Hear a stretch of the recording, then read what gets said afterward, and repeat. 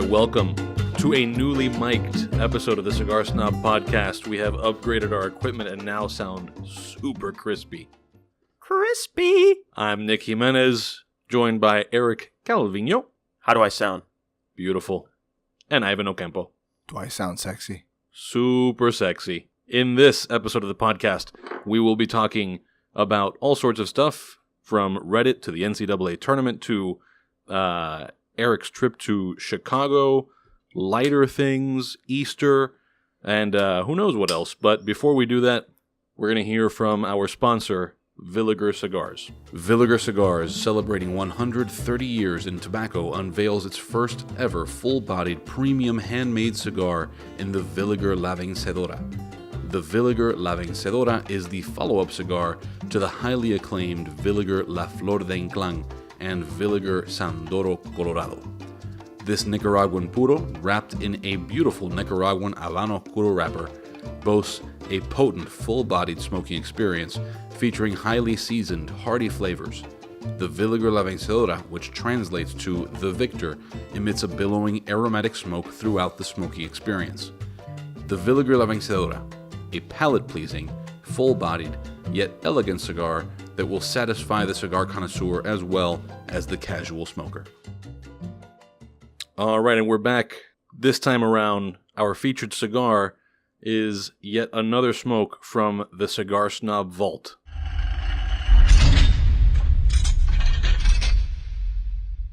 And this time, publisher Eric Calvino reached way into the back for Camacho Blackout Limited Edition 2013 in Toro, which is a 6x50. This has a Honduran wrapper, Nicaraguan binder, and fillers from Honduras, Nicaragua, and Brazil. These tobaccos are from 4 different years. The wrapper was grown in 2006, the binder 2009, and it's got fillers from 03, 08, and 09. And maybe the most interesting thing about this is that, according to Camacho, the wrapper is put through a press fermentation. So aside from being on pilones, they add additional weight to the pilones, so that adds heat and sort of intensifies some of that fermentation process in the pilon. So if you've ever been in a cigar factory, you know that, or maybe not a cigar factory always, but if you've been where they're fermenting tobaccos, you know that it's sitting in big piles, and if you stick your hand into the middle of it, Eric, what would you, I'm blanking now, but what is the temperature it gets to in there? Over 100. Over 100 degrees. Yeah, usually like at its peak is probably around 100. Well, depending on what type of tobacco we're talking about, but it wouldn't be odd for it to get about 108, 110. Right. So I don't know what the temperatures get to here, but higher than whatever is normal. So Ivan, you've been smoking this the longest. You were the first to light. What are your impressions so far? Well, first off, it's a beautiful label on it, and more of the appearance. The wrapper on it is extremely toothy, so it's a beautiful, like, dark brown colored wrapper with a lot of grit on the tooth. So really, really nice, strong. I would say I think it's on the mellowed out on the from full side from what it used to be in terms of well, strength. I just lit it now, but I'm not saying it's gonna knock me on my ass, but it's strong on the stronger side. Sure. Yeah, and I enjoy smoking good Honduran tobacco, so it's tasting good so far. Eric? I'm really enjoying it, and I'm comparing it, trying to remember what that cigar was like before. And I mean, it's been there since 2013, right? Is that when it came out? So I'm digging it. I like I think the chocolate is coming out more, the dark chocolate than before. Maybe the espresso, because I feel like the earthiness that it used to have is kind of toned down a bit, and maybe that's due to the age. I don't know, but it's I'm really enjoying it. It's super smooth. I don't know if you guys are feeling the same way. So incredibly smooth, not overpowering strong, and very nice flavors. So I'm enjoying the very beginning of it. Yeah, and I definitely get that espresso. It's got that kind of like bitterness, but it reminds me a lot of the coffees that you might be drinking, right? If you were in the Dominican or in Central America, we're used to that Cuban coffee with the ultra sweet, like roughly 1-to-1 sugar to coffee ratio. Okay, you may be exaggerating a bit. But no, this has that bitterness that is enjoyable that you would associate with. Yeah, it's like a black coffee, like exactly. a black espresso, no sugar. Yeah, so I'm into it.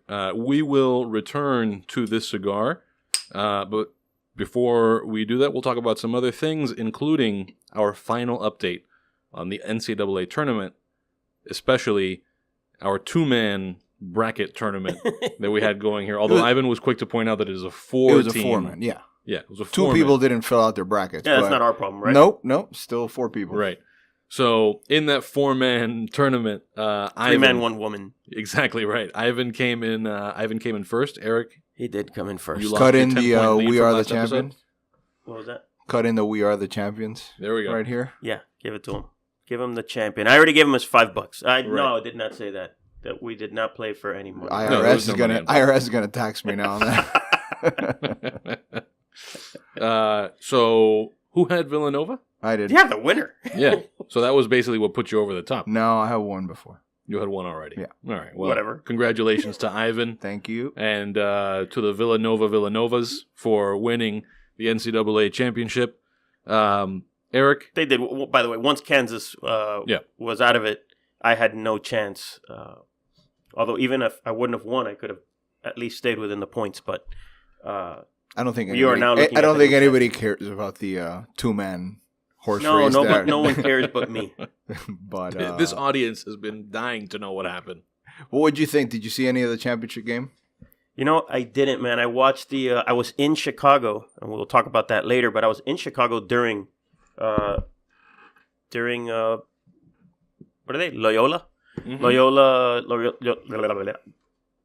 We can fix that. Yeah. Loyola Chicago's run there. I was at we were at a bar watching it, and it was a good time until they started to. The first half was a great time because Loyola was winning, and then Michigan just put the kibosh on the good times in Chicago, and then everyone started to just go home, sad. Super sad. Michigan was a solid team. I mean, that center that dude, they got. that German guy, That Jeff, well, was a beast. yeah, I don't know if he's German. Well, he's He got a is, German name. No, he's German. His parents were there, and he speaks with a heavy German accent. Oh, They were waving German flags in the crowd. okay. No, he's he doesn't play. German. Yeah, I guess him and Dirk are the best German basketball players I've that ever seen. Yeah. But yeah, Michigan was great, but Villanova. First half was a blast, though. To be in Chicago during that first half was, they built up a 10-point lead, and they were flying high. Cinderella. And then the slippers got lost somewhere along the way. In the locker room at halftime. It's midnight. All right. So, Eric, as you mentioned, you were just in Chicago. Oh, is that the next topic? That is the next topic. That's a nice segue right there, built in. You were in Chicago. This was a vacation. There was no. Yeah. It was a spring break vacation for the kids. We wanted to go somewhere cold.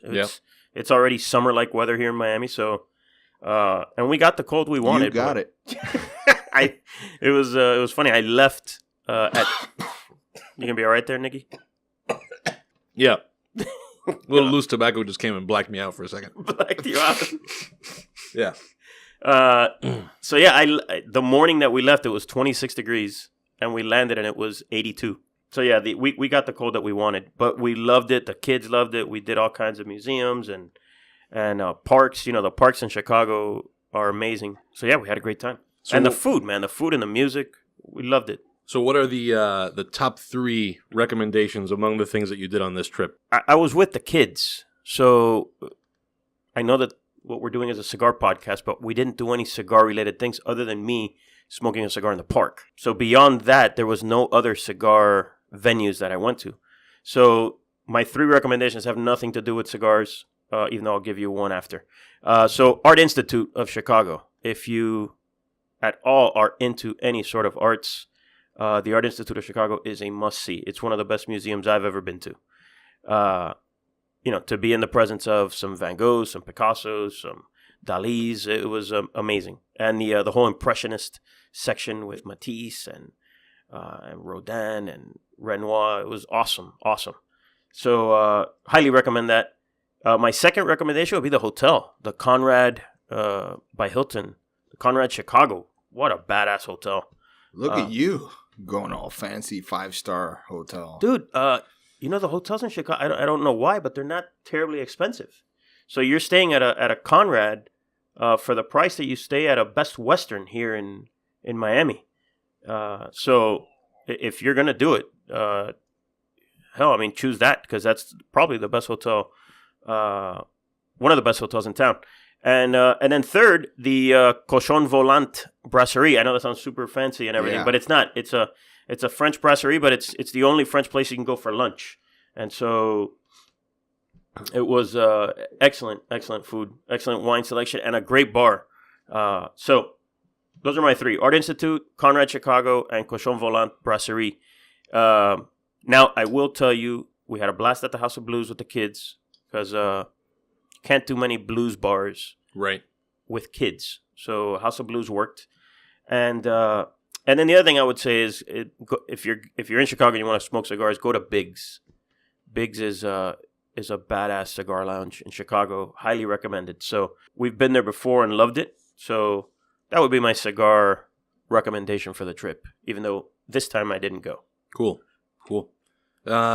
Before we get to the next topic of conversation, we will give you a word from another sponsor, from whom we would also recommend a number of things: El Galán Cigars.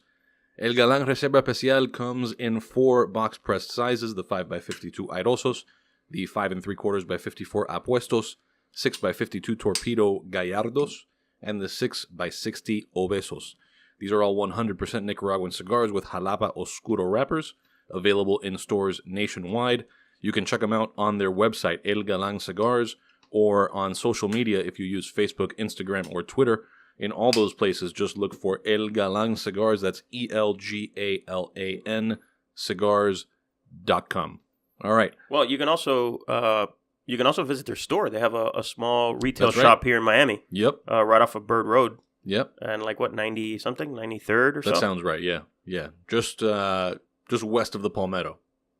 Kind of west. Yeah. Yeah. So not too far west of the Palmetto. Palmetto being the 826 Expressway. But yeah, he's got obviously his entire selection of cigars, but also a good variety of cigars of all makers. So I would recommend that to anyone who's in town. And I would even say if you're in town, buy Galán Reserva Especial. But one thing that if you're not from here that you might not have as easy access to, his bundles are awesome.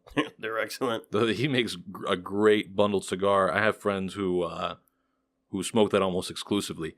So yeah, check that out if you happen to be in town. And it's, by the way, 9523 Southwest 40th Street. There you go. Which is Bird Road. All right. So the next thing we're going to get into here is kind of an odd topic. But if you are a creature of the internet, as you probably are if you're listening to a cigar podcast, this may be of interest to you. So there's been sort of a trend over the last several years of internet companies kind of stepping in to regulate the kinds of speech that are on their platform. For instance, YouTube stepped in recently and announced it was going to be cracking down on content that does anything to promote firearms brands. Facebook started getting into determining or indicating to its users what news sources are trustworthy and not, based on, I think it has a partnership with PolitiFact or something. On Reddit, it was announced that their terms of service changed. I recently became a little more active on Cigar Reddit, where there's a little bit of I don't want to say a freak out, but people are concerned that the way they interact with each other as cigar smokers may be changing. So I'll read you the new language from Reddit's terms of service. Quote, "You may not use Reddit to solicit or facilitate any transaction or gift involving certain goods and services, including firearms, ammunition, or explosives, drugs, including alcohol and tobacco, or any controlled substances, except advertisements placed in accordance with our advertising policy, paid services involving physical sexual contact, stolen goods, personal information, false." All right, I'm out. Yeah. So anyway, so at least on the cigars subreddit and a number of other ones, if you're active there, a lot of what happens on those subreddits, on those boards, is people trading cigars and sometimes selling cigars. Like, hey, I came across, I don't know, I want to unload these 5 Eye of the Shark things or whatever, rare stuff. And that's a lot of what happens there. What are your thoughts on how the cigar world can sort of respond, and whether just your general thoughts on these companies that are not cigar related sort of stepping in to police some of this stuff. Man, it bothers me. I have to tell you, it bothers me when you have adults who are just trading, and you're prohibiting that. It's not. Now, I'm not condoning the sale of cigars on Reddit. Obviously, that's different. You need a tobacco license to be able to sell, and you should go to your local tobacconist or online retailer to purchase your cigars. But when it comes to trading, it's not. They're two consenting adults.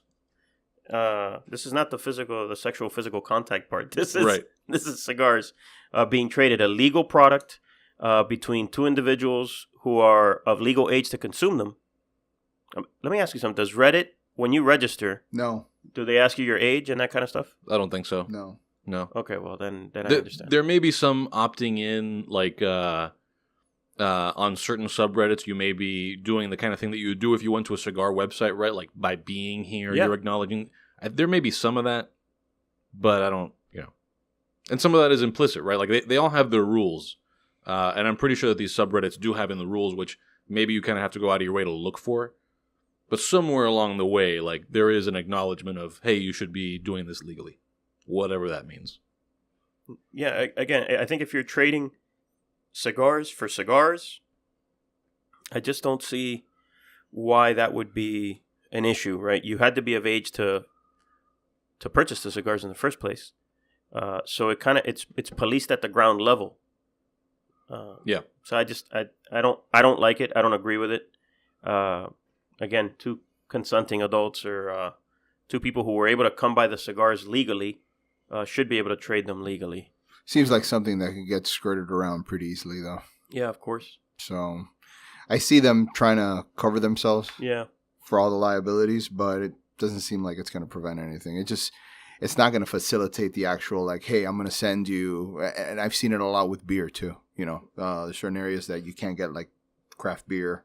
A brewery that's Correct. right here in Miami, and you want that beer, and you're in Washington State, you're not getting that beer unless someone sends it to you. And vice versa, and then people versa. are trading for those beers. Well, and even though, we kind of poked a little bit of fun at we're not trading sexual contact here, but those two things are related in the sense that I think some of this is coming from pushes to hold these sites responsible as being more than just spaces where these exchanges happen and condoning or taking part in those transactions, right? So if you're going to have, for example, lawmakers pushing for legislation to hold like Reddit or Backpage or Craigslist responsible if there's some kind of human trafficking going on, it's not a big leap to go from that to, okay, well, now you're also in the cigar business because people are buying and selling cigars on your platform, as opposed to just like, hey, we created this forum and they're doing whatever the hell they want in there.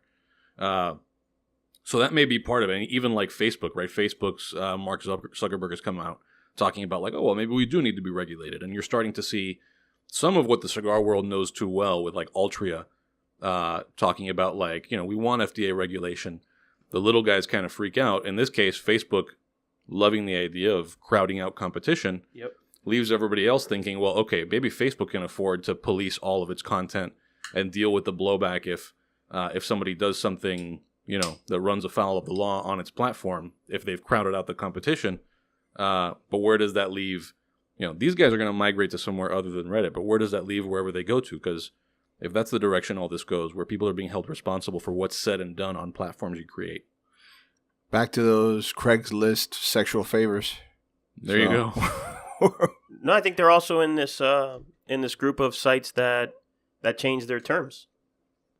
So I think of course they've become big enough where now they have to play by the rules. Right. And Backpage was sort of like maybe not the genesis of that, but like the biggest example. And I think in the case of Backpage, there were emails and stuff that came out, with some of those personal ads that were more prostitution related. And it was found that Backpage was like actively affecting their algorithms and their ad programs to promote some of that stuff. It wasn't a totally passive thing.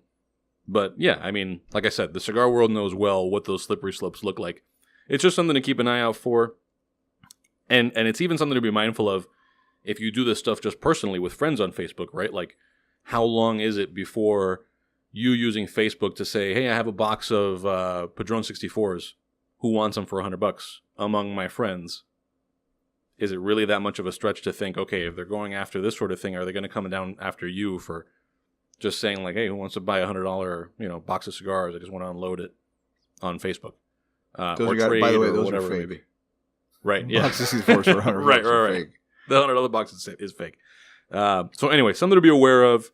I don't know if we have anything else to say on that front, but it is a thing to be cognizant of, and especially if you are a writer, a person who writes Congress people and that sort of thing. Yet another thing that you may want to throw into your write your congressman routine. Because we don't want a lot of people who are just kind of partaking in this communal aspect of this hobby getting caught up, and becoming criminals because they wanted to trade some cigars on the internet. Yeah, no, I mean, what are you doing? You're going to like the Silk Road now? You right? Yeah, to do a legal trade of 2 items. So yeah, it's terrible. I hate it. I understand Reddit's reasoning and Craigslist reasoning and all that. I get it, but it blows because that's just such a big part of that online community and what they do and what they enjoy. So I hate to see that go away. Yeah. And like like we have all said here, I mean, it is a community ultimately. Like I've seen, there was even an instance of I think it was like on one of these subreddits, somebody had died at an accident or was having some kind of health problem, and the amount of money that was raised, like they actually did some sales of cigars to raise money for this guy's family. And you hear those stories all the time too, right? These little pockets of the cigar community where all that kind of and those relationships only exist and people only care because they've been interacting on that cigar thing.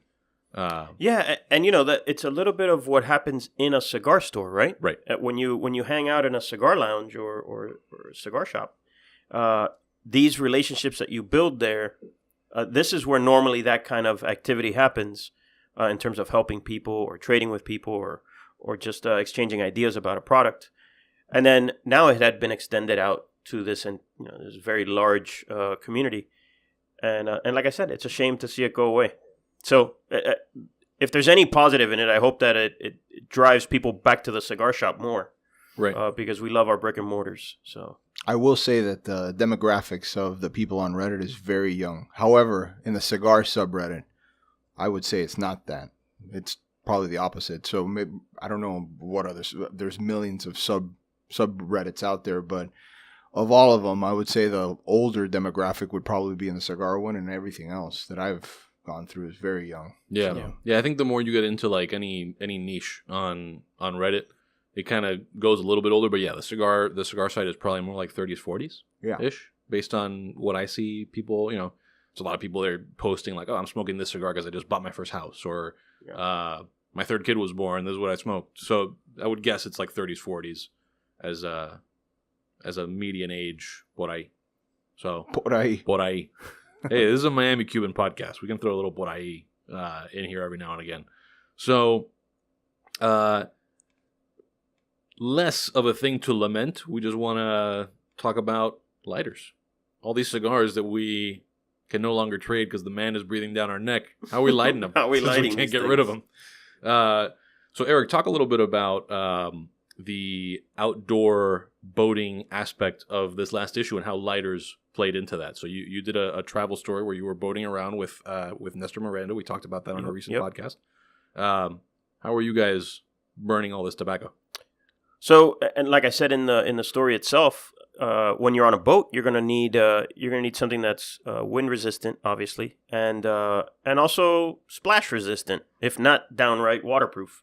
So we used the accidental ashing on the shirt. It's okay, my shirt's ash resistant. So yeah, so there's basically a couple ways you can go about it. One is bring along a very cheap lighter, right? That you don't mind getting damaged by the salt water and whatnot. or bring a lighter that can handle the elements, like the Zycar Stratosphere, which is an excellent outdoor lighter. During our test, it performed extremely well. And so I like those kinds of lighters, but I'm also partial to the Blazer. All right, the Blazer has a cap on it, so you can protect it from the elements, and the flame is excellent on a Blazer. So, I think those are considerations when you're going out on a boat, and you've got to deal with the wind and the splash and whatnot. So, we had no problems. We've been boating for a long time, not our first rodeo, but yeah, I think you need to be cognizant of that.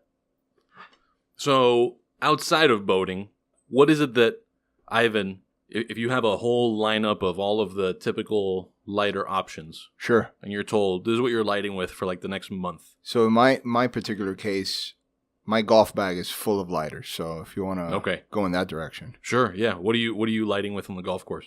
Torch is always preferable because it's always windy as hell out there. And you still have to kind of like hide in between like the steering wheel, your bag. You got to throw a towel over your head, like if you're smoking weed or whatever. But you're still trying to get it lit. So soft flame out of the question, right? If that's all you got, obviously you're gonna you're going into the bathroom or something. No, you're just trying to get it done out there one way or another. But torch is the way to go. So on a golf course where you're dealing a lot less with the water and the constant splash, you can deal with you can get yourself a triple flame or a quad flame, like Jetline. Sure, Jetline is perfect. Yeah, and then that is very wind resistant because it has 4 damn flames on it. Not expensive. It can stay in your golf bag. It doesn't matter if you forget about it or not. It's always there. And we also found that was incredibly durable, right? Yeah, we got that wet, and you just blow the water off of it, and it lit right back up. So we also like Zycar products, but I prefer the Zycar cutters to the lighters, me personally. Mm-hmm. But there are very good Zycar lighters out there that can also be used. I also am a fan of the ST DuPont, the Extend, right? Because it's so small, so it doesn't take up a lot of space in your pocket. But again, not terribly weather resistant. Yeah. But a very nice lighter. Or theft resistant. It's also not theft resistant. Yeah. So I'm the lighter that I have enjoyed using the most was the one that I bought years ago when I was in New York to interview Jeffrey Zakarian, the chef, and we just needed something cooler than the Jeep thing that I had, which is a solid lighter option. That's what you were lighting right now. That's what I was lighting with right now. It's usually what I reach for when we're in the office, and I like the soft flame when you can get away with it. Yep. But we wanted something cool looking, and we were using what I'm pretty sure, based on my quick Google search here, is the Black Label Dictator Flame Lighter, flat flame lighter. That's from Lotus? So I had a Lotus, but this looks like it's the same deal. But either way, I mean, it was it's a flat jet. I don't know how they get it that way. Maybe it's just like a little passageway issue, and they, flatten out the jet. But I like that it's not super intense, like one of those 3 or 4 torch things. Yeah, that's the problem I have with those. Sometimes you char the bejesus out of your cigar. Exactly. But then when you have, like, what I'm not crazy about is, if I'm right about you, the ST DuPont lighter you're talking about is the one that you squeeze from both sides. Yes. I don't like it's really one side, but... Yeah, it's like such a fine point. Yep. That I feel like you have to pay way more attention to where you're putting that thing. So I was a big fan of that flat flame. Now, it's tough to find those for like under $100, and mine is broken. But it's cool as hell. Like when it's working, super cool lighter. Works very well for getting a nice even light. We were talking before we started recording though, that this is not something that the old school, the old guard of cigar makers or even cigar smokers are into. Yeah, they're lighting soft flame all the time. Mm-hmm. I remember my grandfather, all these Cuban farmers. All these guys are all lighting soft flame, even in a field with wind. They don't give a shit. And maybe not even butane. No. They don't care. They're lighting with a Bic. They don't. They're not really into that. Into the whole accessory game. The old school guys are not at all. So it's funny that we kind of sit in the middle of that, right? One of the reasons that those old guys don't care is because cigars are just an everyday product that they enjoy, and it's easily accessible for them. So they don't worry so much about lighting it and getting the most and the clean flame. And so we sit somewhere in between that, right? We're kind of like those guys in that the cigars are readily accessible for us. We don't worry too much about price because they're part of our business. But at the same time, when we're tasting a cigar for the purposes of ratings or just evaluating a cigar, we do want a clean flame. We don't want to taste that butane. We want to light it properly or as close to properly as possible. So we're kind of sitting. So yeah, we sit somewhere in between that spectrum of whether we care about accessories or not. Right, like just on this table right now, you have a Zycar torch that Ivan is using. I've got a Lotus torch here, and you've got the Jeep. Yep. So we also have 16 other lighters that aren't working, including this one. yeah, if they could only see that one. That's right here. Should we'll make that the SoundCloud image. So I hope not. I really hope not. But yeah, I care about reliability. So I'll say that again. Reliability. Because this is a graveyard. You are the graveyard of our office. that go to die there. It's terrible. So whenever you have one that works and always works, I mean, that's... Hey, you've also got the gun lighter there. I know that, what's the website that's not allowed? YouTube? YouTube's not allowing gun-related content, but maybe we can do a video about our gun lighter. Yeah. So take it to the range. So anything else we want to add on the on this lighter issue? I got nothing. No. All right, cool. So back to the thing we just lit 30 minutes ago. How are you guys feeling about the progress you've made on this Camacho? What happened to the muting, Nick? Camacho Blackout. I did not mute my phone. That's probably them letting me know that Pete is clean. My dog's at the groomer. So I'm still enjoying the hell out of this cigar. It's maybe dropped down one tick in terms of flavor intensity, but still extremely enjoyable. I think the coffee and the chocolate have, like I said, toned down just a tick, but still super smooth. Not an ounce of harshness or bitterness or any of that. Ash is perfect. Really, really. I mean, I don't know if can you still get these? Did you? I mean, I know they were limited. Yeah, I don't think so. But I'd love to hear if someone has these. If someone still has some of these, and what their thoughts are on them. Because I'm sad because these are the last 3 that we had. Yeah. So at least according to their the press release they put out when this 2013 edition first came out, it was limited to 5 sizes, each getting 1,000 boxes of 20. So pretty small. Yeah, run. so I'm gonna have to talk to my friends at Camacho, get our hands on some more of these. I really am enjoying it. Yeah, solid. For me, the coffee sort of fell back, and I'm picking up more of the chocolate now. It was like pretty close to pure coffee at the beginning, which I was into. But this is also good at about, what would you say, we're getting into the second third now, roughly? Yeah, not me. I don't know. Maybe I've just been yapping too much. Oh, I don't know. I might just be giving myself too much credit for smoking fast. You typically do. I'm enjoying the whole vault segment because we get to smoke these aged cigars, which we rarely get to do. We always have to smoke new, fresh stuff. So whenever we get something that's 4 or 5 years old, damn good time. Oh, yeah. So another thing that you don't want to leave in your vault is certain bottles of Stella Artois. Oh, yeah. Heard about that. So Stella Artois has recalled beer bottles, and this is really where we're throwing this in here as a little bit of a PSA, because people who like cigars very often, I'm an exception, but like beer. Nick's a weirdo. I am a weirdo. I don't drink beer. I don't like the bubbles. But Stella has recalled beer bottles that could contain particles of glass, which I am told by people who like beer is not good. Not that fun. So I'll read a quick bit from this USA Today story, which came out today, April 3rd. Stella Artois has issued a voluntary recall of some of its 11.2-ounce bottles of Stella Artois beer in the U.S. and Canada that may contain particles of glass. The Belgian beer brand, owned by Anheuser-Busch, said the recall covers less than 1% of its glass bottles. So it applies to Stella Artois 6-packs, 12-packs, 18-packs, 24-packs. I was drinking Stella last night. Yeah, that's what you do. I don't know how this recall works because if you buy Stella, you'll drink it within an hour. Yeah. So nobody's hanging on to Stella's. Hey, you're not aging these No, things. you're not aging them. You're taking them to You're a not going party, to impress academy. anybody in a week or two. Whenever you pull this out, hey, check out the Stella I got. It's not happening. No. So, But yeah, it's and then the also the Stella Artois. How would you pronounce this? Legere.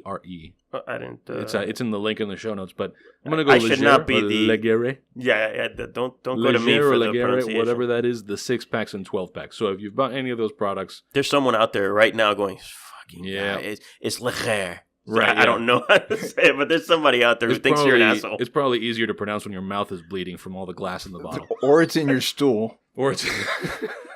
Oh, Legere! Oh, Legere. I'm passing a Legere right now. You fuckers! So yeah, if you've got Legere in your stool, you want to go back to your liquor store and let them know. I'm not sure if I'll be able to continue. So you're welcome for that PSA. Well, hang on. Yeah, what's up? Again, I don't know if I can talk anymore, but credit goes to my sister for sharing this story. Oh, there you go. So I think Ramon, her husband, had a couple with me. we were drinking Stella last night. I at home they came over for dinner, and I made pizza, and we drank Stella with it because that's what you do at our house. That's what you do. He's the razor. He'll be fine. Is there? That is his nickname. Oh man. So yeah, watch out for that Stella. Don't make your butt bloody. Pour it through a filter. Easter was this past Sunday, just 2 days ago. What did you guys do? Well, this would be like one of those bad Catholic alert. Like, do we have a bad Catholic alarm? I'll find some bad Catholic sounds. Okay, yeah, we were flying back from Chicago on Easter Sunday. Got here at the end of the day. So yeah, no Easterness going on. We have kind of like your family does something about, what is it? Mother's Day is like 2 weeks later or something like that. Yeah. That's what we're doing with Easter. Our Easter will be this coming Sunday. Right. I wish we did that. So I went to the beach on Easter. I went to Key Biscayne. We saw the pictures. So what you didn't see was you in a thong. Thank God. No. Me trying to get off the beach with everybody else. So it was on Key Biscayne, which is a one way in, one way out situation. One way in, one way out. And they hold the Miami Open, the finals of the tournament, every year on the same day on Easter. So everybody's trying to get off the beach, who's been on the beach, and get out of the tournament at the same time. So it took me 1.5 hours to move 2 miles, according to Waze. Wow. Don't blame the rabbit for that. It's not Easter's fault that you guys have this crazy... So I'd love to change the date to another day. Crazy tradition that you have. Yeah. Well, you may not have to, right? Didn't we... isn't that it for the Open? I don't think we're having that anymore. No? Well, it's moving to Dolphin Stadium. There you go. So you may not have to worry about it. Your safe. tradition is safe. I'm still pushing to move it. Okay. Well, never mind then. Just because. Yeah, don't move it near Dolphin Stadium than Hard Rock Stadium. How about you, Nicholas? You are a much better Catholic than me. I did, yeah. Well, no, I mean, but I thought you were Jewish. I have a lot been of people told. Think he's Jewish. Yeah, I have been told that. But no, I did not do Jewish things. I went to mass in the morning, and then had some family in from out of town. Shout out to Father Willie.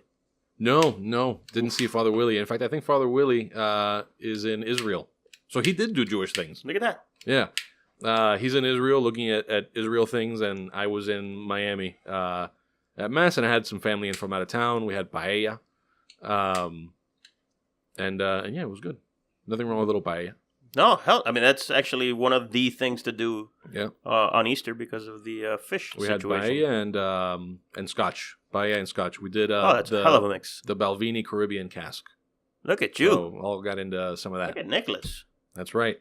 On the third day, he drank again. He drank Balvenie. He drank Balvenie.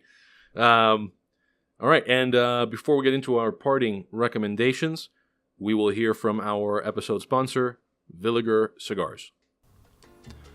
Villiger Cigars is celebrating 130 years in tobacco and unveiling its first ever full-bodied premium handmade cigar in the Villiger La Vencedora. It's a follow-up to the highly acclaimed Villiger La Flor de Inclán and Villiger Sandoro Colorado. The Nicaraguan Puro is wrapped in a beautiful Nicaraguan Habano Oscuro wrapper and boasts a potent full-bodied smoking experience featuring highly seasoned, hearty flavors. The Villiger La Vencedora is a palate-pleasing, full-bodied yet elegant cigar that will satisfy the cigar connoisseur as well as the casual smoker. Make sure that you visit Villiger online at villigercigars.com. Check them out on Facebook, facebook.com/villiger.northamerica, Twitter at Villiger Cigars, that's cigars with an S at the end, and Instagram at Villiger Cigar, just Villiger Cigar, no S at the end, on Instagram.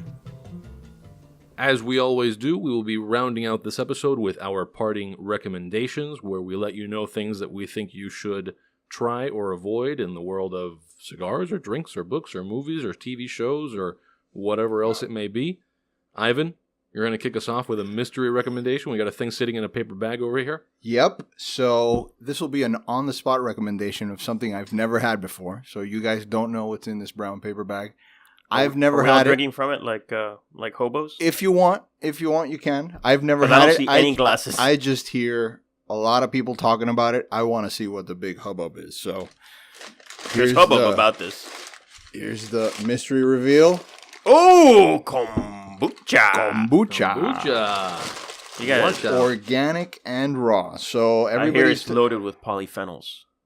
okay. I'm just reading it from here. Oh, okay. I have no idea. Don't forget the I electrolytes. don't know what it is either. So I'll read you what it is. Kombucha tea is fermented drink made with tea sugar, bacteria, and yeast. Although it's sometimes referred to as kombucha mushroom tea, kombucha is not a mushroom. It's a colony of bacteria and yeast. So apparently. It was great. And apparently, I've never been on live television before. This is, I don't know, good for your stomach. Would you get upset if I brought some glasses over? Sure, no, go ahead. It has alcohol. It does have alcohol. Is there a percentage on this? It does have, I think it's 0.5. How about So I'm going to be thoroughly disappointed. Some Stella glasses. Stella glasses. Awesome. All right. So we are cracking open a bottle of... Is this a particular brand? Like, why this kombucha? Because that's the one they had at Publix. that's the one they had at Milam's there. All right. Yeah. So it's called GT. Is it That's the a brand. shake well situation? It doesn't say to shake it. GTS, by the way, is the brand. I mean, in case GTS. anyone wants to. All right. Sounds like Should a we fast- shake it? it's probably Sounds fast. like a fast car, yeah. This is a very fast kombucha. It's gotta- going to we work. gotta through make it. some- Is this gonna go through the system fast like a GTO? I can't even open it. The yeast is like The yeast cemented is on. fighting you. Oh, effervescence! I hear Oh, Nicholas. yeah. Nicholas is Oh, not man. gonna be happy with this. Would you take one for the team I'll drink this bubbly Okay. mushroom stuff. Yeah, and apparently I only went down the super slide. When I went down the one, I was scared half to death. Oh, it looks like Look It at like that. It looks like a watered down sample of urine Yeah. with That carbonation. is what it looks like. All right. a sample of urine from someone who has a liver problem or kidney problem. So golden yellow on the pour. Cidery smell to it. Yeah. I gave you Yeah. a light-handed pour, Nick. All right. All right. Everybody's got their glasses. Cheers. Salud. It's not bad. That's not bad. No, very cidery. Yeah, Mhm. super cidery. Oh, I can do this. Oh, I mean, this is healthy. Oh, I thought I was going to be able to spit it out right on air here. But no, it's actually good. So, Yeah. Kombucha time. Yeah, man. If you add a little Yeah. bit of alcohol to this, you're in. it You're in has. business. It has. It has 0.5. So Yeah, here's 0.5, that's- But I think it's supposed to be just, Rejoice, this is live food. That's what it says on the bottle. All right, so check it out. Living go food go for the get living body. a little bottle of kombucha. So here's the question: is what would you pair this with? What cigar? We're smoking this blackout, but what should we be smoking if we had started with kombucha?